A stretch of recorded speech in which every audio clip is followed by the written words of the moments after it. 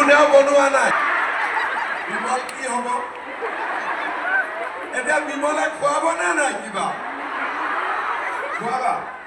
ঠিক আছে অন্ততঃ খুৱাব আপোনালোকেতো খাব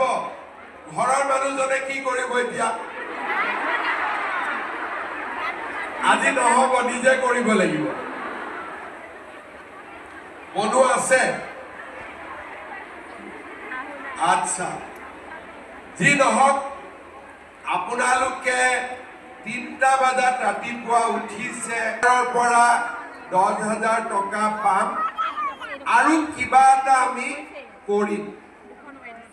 এই আঁচনিখন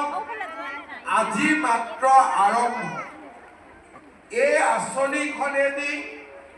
আমি আৰু বহু দূৰ আগুৱাই যাব পাৰিম মই আপোনালোকক